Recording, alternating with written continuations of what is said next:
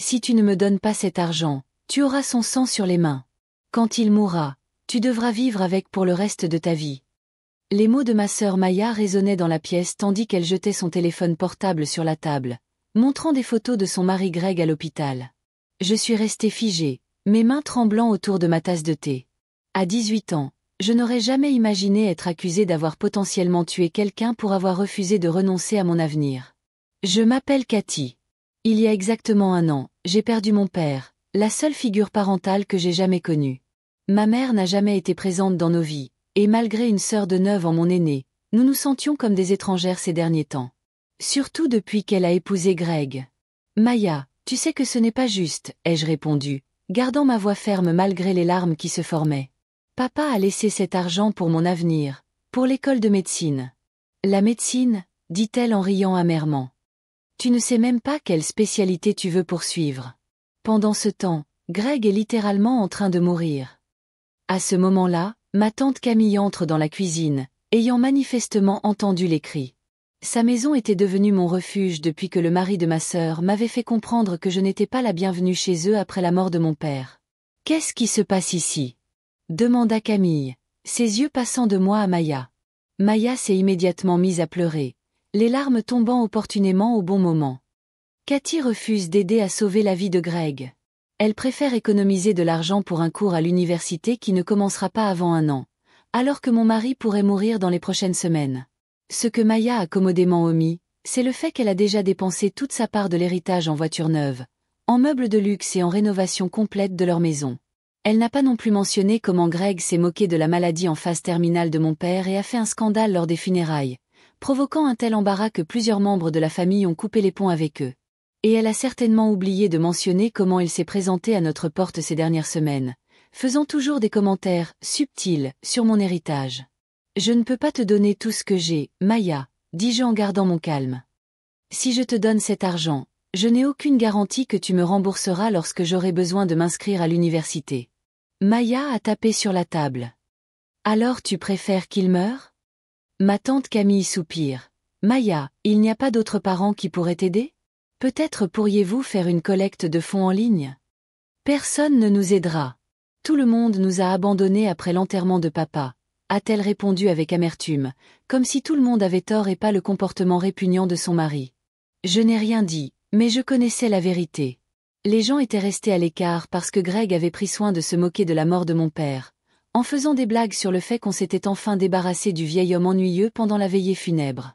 Tout cela parce que mon père avait suggéré un jour à Greg de chercher un travail qu'il pourrait exercer malgré sa maladie chronique, au lieu de se reposer entièrement sur Maya.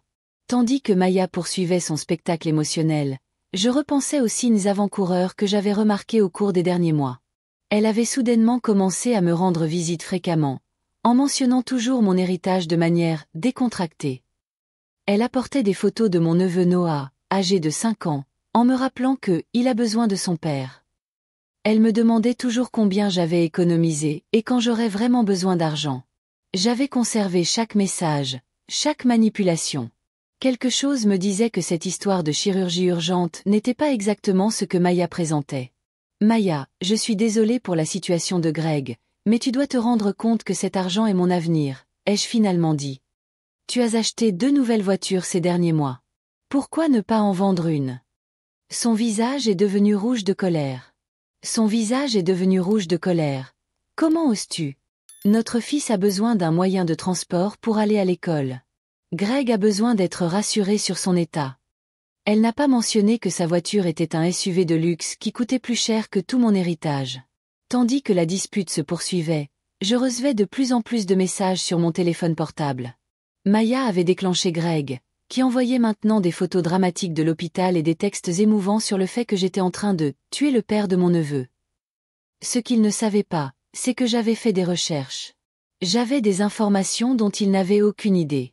Et je n'étais pas la jeune fille naïve qu'il pensait pouvoir manipuler. Ai-je été cruelle en refusant d'aider ma propre sœur dans le besoin ? Ou y avait-il plus dans cette histoire qu'il n'y paraît ? Tandis que Maya poursuivait son attaque émotionnelle, je prenais silencieusement ma décision, sachant que les prochaines heures allaient changer notre relation pour toujours.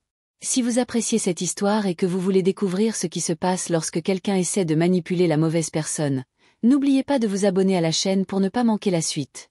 Alors que Maya poursuivait son spectacle dramatique, mon téléphone portable vibra d'un message. Il provenait du docteur Lawson, un cardiologue renommé de l'hôpital Westlac Memorial. Confirmé pour aujourd'hui à 17 heures. Apportez la documentation dont il a été question. J'ai pris une grande inspiration, gardant un visage impassible tandis que Maya faisait des gestes frénétiques vers ma tante. J'ai besoin d'un moment, ai-je dit en me levant de table.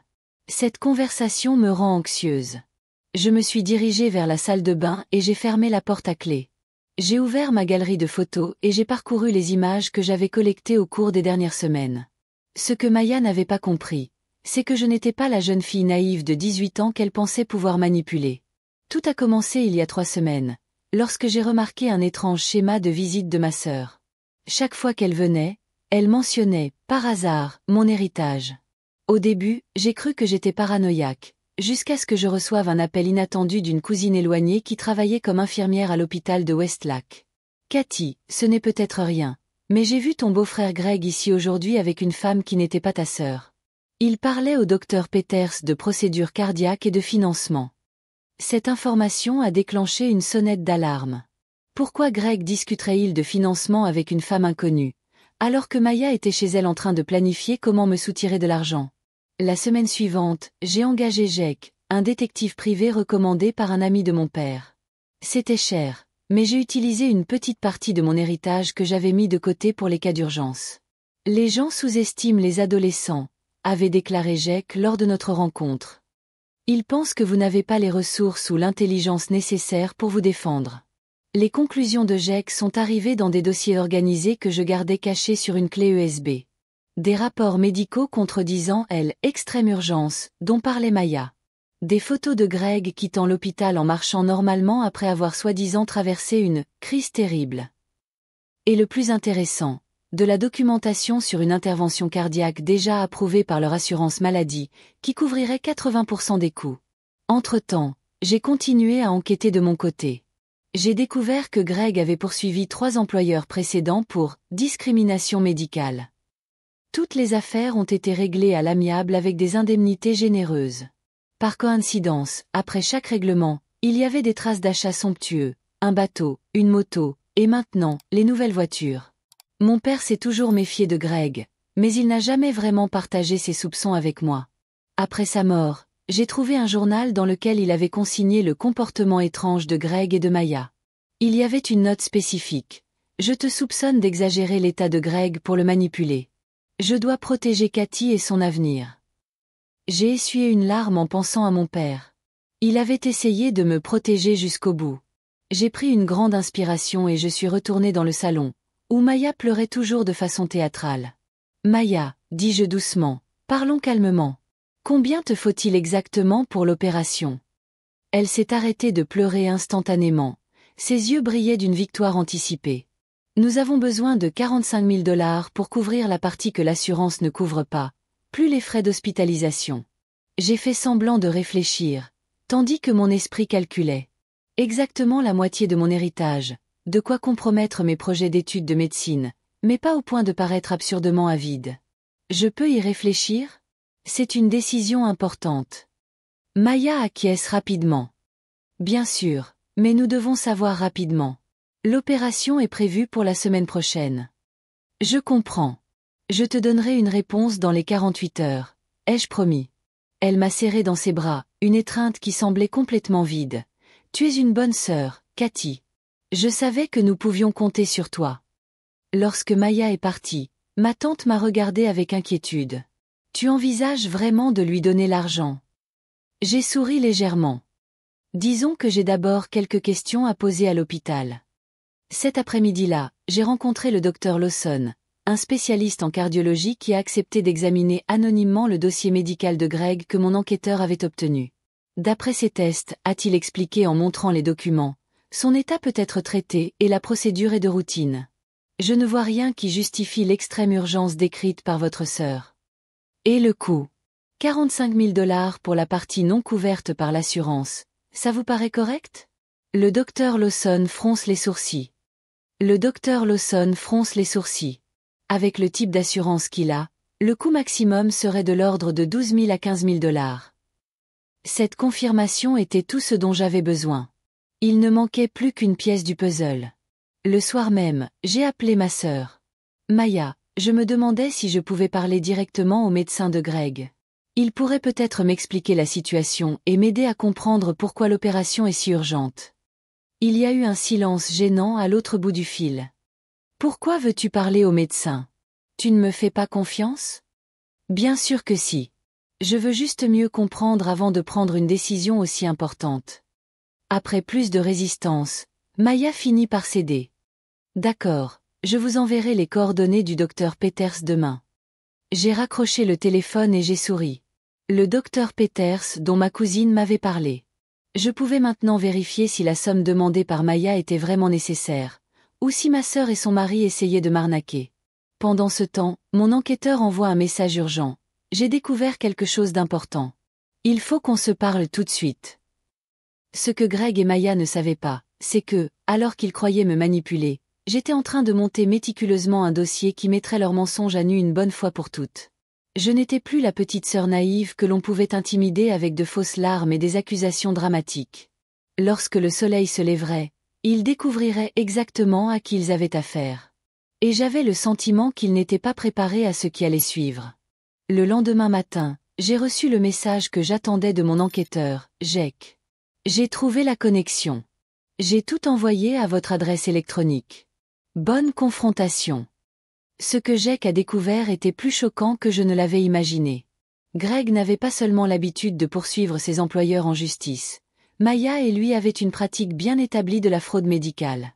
2 ans plus tôt, ils avaient commis la même escroquerie à l'encontre de la mère de Maya, lui soutirant de l'argent pour une opération chirurgicale d'urgence, qui n'avait jamais eu lieu. Mais le coup de grâce? Un compte bancaire aux îles Caïmans sur lequel 160 000 $ ont été déposés au cours des 3 dernières années. De l'argent manifestement détourné à partir de dons médicaux, provenant de familles et d'amis inquiets.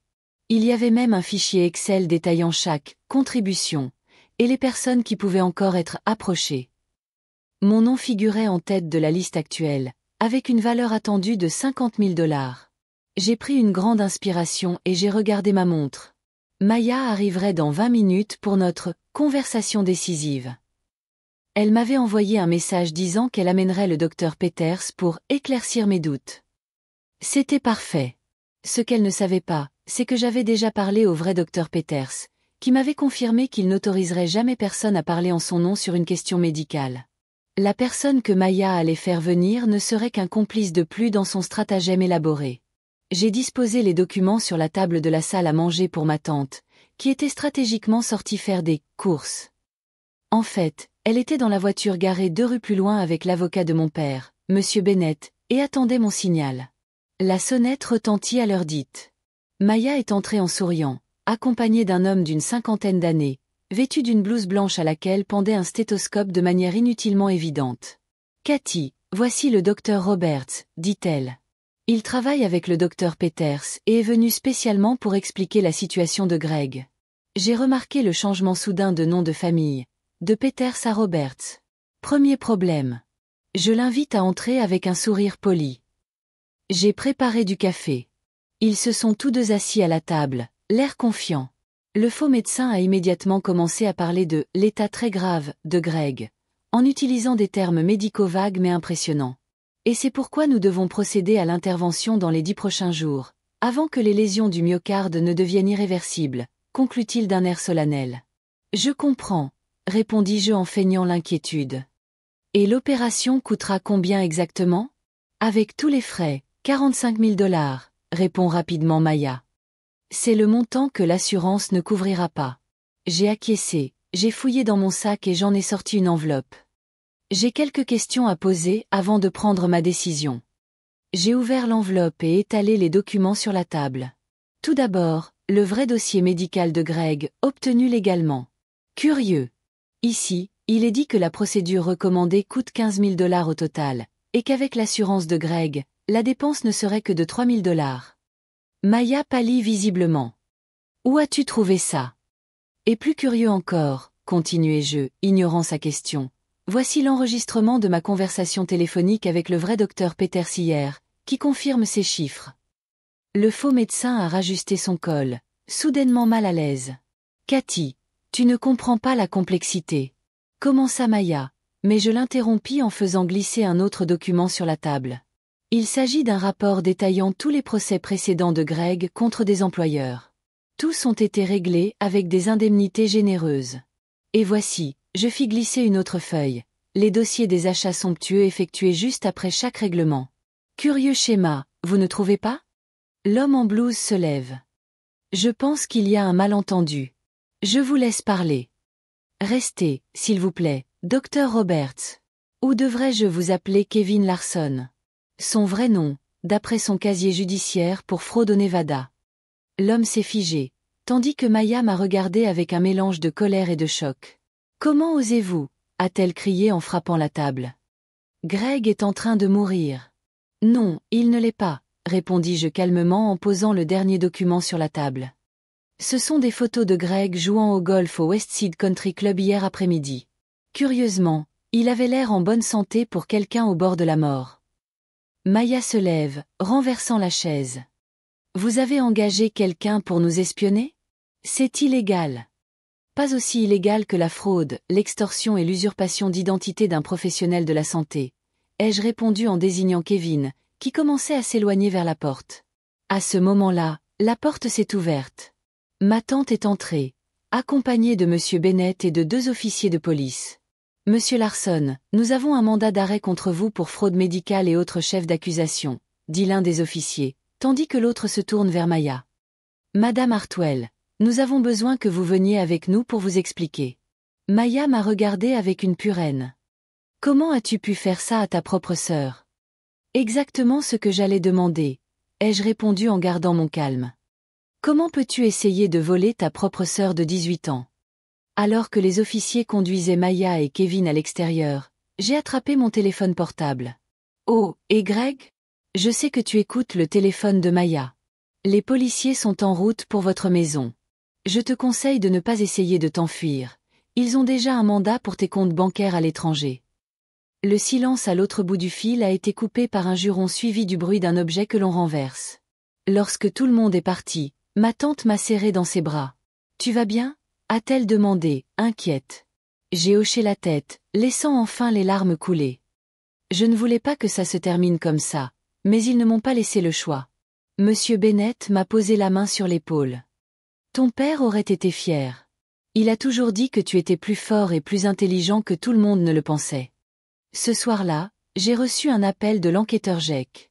Greg avait été arrêté alors qu'il tentait de retirer tout l'argent des comptes communs de Maya et lui. Les policiers avaient également trouvé des documents détaillant diverses fraudes, y compris une liste d'autres victimes. Le procureur veut que vous témoigniez, explique Jack. Avec votre témoignage et les preuves que nous avons recueillies, il pourrait écoper de 5 à 10 ans de prison. En raccrochant le téléphone, j'ai regardé la photo de mon père sur la table de nuit. La dernière pièce du puzzle prenait enfin tout son sens. Pourquoi Greg le détestait tant? Mon père avait découvert ses manigances peu avant sa mort. Les notes de son journal n'étaient pas seulement suspectes, elles étaient des preuves qu'il rassemblait pour me protéger, moi, mais aussi toutes les futures victimes potentielles. Maintenant, j'avais terminé ce que mon père avait commencé. Greg et Maya allaient enfin devoir faire face aux conséquences de leurs actes, et je pouvais poursuivre mon projet de devenir médecin, ironiquement, pour aider les malades et non les exploiter. La vérité a finalement éclaté et, pour la première fois depuis longtemps, j'ai eu l'impression de pouvoir respirer librement. La justice allait être rendue, non seulement pour moi, mais aussi pour tous ceux qu'ils avaient lésés. 3 ans se sont écoulés depuis cette confrontation qui a tout changé. Aujourd'hui, à 21 ans, je suis en 2e année de médecine à l'université Lakézide, l'une des plus prestigieuses du pays. Le procès de Greg et Maya s'est terminé il y a 2 ans, et tous 2 ont été condamnés à 8 ans de prison pour de multiples chefs d'accusation de fraude, d'extorsion et de conspiration. Le faux médecin, Kevin Larson, a accepté un accord avec l'accusation pour témoigner contre eux et a été condamné à une peine moins lourde, mais il purge toujours une peine de 4 ans derrière les barreaux. Tout a changé lorsque d'autres victimes ont commencé à se manifester après la publication de l'affaire. Nous avons découvert que Maya et Greg avaient extorqué plus de 300 000 $ à divers membres de la famille et à des amis au fil des ans, en utilisant toujours sa prétendue maladie comme appât. Mon témoignage au tribunal a été décisif pour établir le modèle de leur comportement. Sans le courage de mademoiselle Ellis, ce réseau de fraude aurait pu continuer pendant des années, a déclaré la juge dans son jugement final. La détermination d'une jeune femme de 18 ans à rechercher la vérité, même contre sa propre famille, est admirable. Mon neveu Noah, qui a maintenant 8 ans, vit avec les parents de Greg. Ironiquement, ce sont des gens merveilleux qui ont toujours eu des soupçons sur les activités de leur fils, mais qui n'ont jamais eu le courage de le confronter directement. Aujourd'hui, ils sont devenus une partie importante de ma vie, amenant Noah à me rendre visite régulièrement. Ils ont même contribué à un fonds universitaire pour lui, déterminé à élever un homme honnête et travailleur, à l'opposé de ce que son père était devenu. L'argent récupéré sur les comptes offshore a été restitué aux victimes, et le tribunal a décidé que Maya et Greg devraient payer une compensation supplémentaire après avoir purgé leur peine. Quant à moi, cette expérience n'a fait que renforcer ma volonté de devenir médecin. J'ai choisi de me spécialiser en cardiologie, une ironie qui ne passe pas inaperçue auprès de mes amis. Mon objectif est d'aider les personnes souffrant de véritables problèmes cardiaques, et non de problèmes fictifs utilisés à des fins de manipulation. Tu as transformé une expérience horrible en quelque chose de positif, commente le docteur Lawson, qui est maintenant mon mentor à l'université. C'est ce qui définit un bon médecin, la capacité de faire face à des situations difficiles et d'en tirer quelque chose de constructif. Ma tante Camille continue d'être mon roc, mon havre de paix. Elle a investi une partie de ses économies dans une petite maison près du campus pour que je puisse y vivre pendant mes études. Le loyer que je lui verse est symbolique, mais j'insiste pour payer quelque chose. J'ai appris qu'il est essentiel d'avoir des limites financières saines, même avec les personnes que l'on aime. Monsieur Bennett, l'avocat de mon père, est devenu un mentor important dans ma vie. C'est lui qui m'a aidé à gérer mon héritage, en créant un portefeuille d'investissement qui me permettra non seulement de financer mes études, mais aussi d'assurer ma stabilité à l'avenir. Ton père a toujours su que tu avais un bon cœur et un esprit vif, m'a-t-il dit récemment. Cette combinaison est rare et précieuse. Jake, l'enquêteur qui m'a aidé à découvrir l'escroquerie, dirige aujourd'hui une entreprise de sécurité prospère spécialisée dans l'aide aux victimes d'escroquerie. Je recommande souvent ses services et il donne même des conférences sur la protection financière dans mon université. Certaines personnes ont remis en question ma décision d'exposer Maya et Greg aussi publiquement, suggérant que j'aurais pu régler la situation au sein de la famille. Mais comme je l'ai expliqué lors d'une interview pour un podcast sur la fraude médicale, lorsque quelqu'un utilise la maladie, quelque chose qui cause tant de souffrances réelles dans le monde, pour manipuler et extorquer, il ne mérite pas le silence ou la protection. Il mérite que justice soit faite, non seulement pour leurs victimes immédiates, mais aussi pour tous ceux qui souffrent réellement de ces maladies.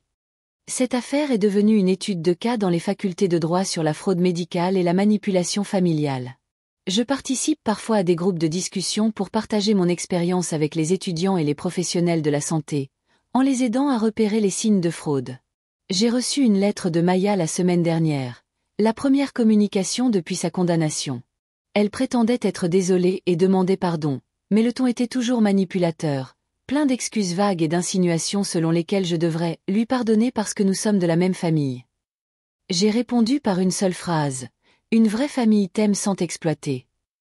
Peut-être qu'un jour, lorsqu'elle comprendra vraiment ce qu'elle a fait, nous pourrons construire une sorte de relation. Mais elle ne sera pas basée sur la manipulation ou le chantage affectif.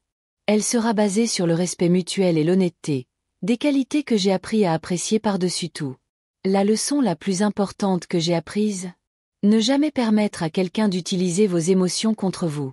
Quelle que soit leur proximité, les membres d'une vraie famille vous soutiennent, ils ne vous exploitent pas. Et parfois, la meilleure forme d'amour de soi consiste à fixer des limites claires et infranchissables. Aujourd'hui, quand je regarde en arrière, je ne regrette pas ma décision. Ce n'était pas une question d'argent, mais d'intégrité. Il s'agissait de ne pas permettre à des personnes sans scrupules de continuer à exploiter les plus vulnérables. Il s'agissait d'honorer la mémoire de mon père, qui a essayé de me protéger jusqu'au bout.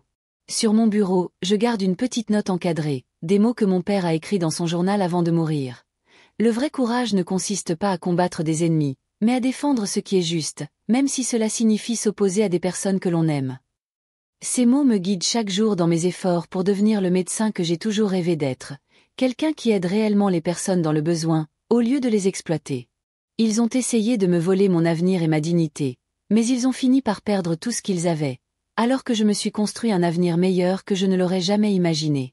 La véritable revanche n'a pas été leur emprisonnement, mais mon refus de laisser leur trahison définir ce que je deviendrai.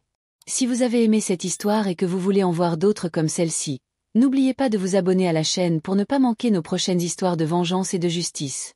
Des histoires vraies comme celle-ci nous rappellent que parfois, la meilleure réponse à ceux qui veulent nous abattre est simplement de devenir la version la plus forte, la plus sage et la plus réussie de nous-mêmes.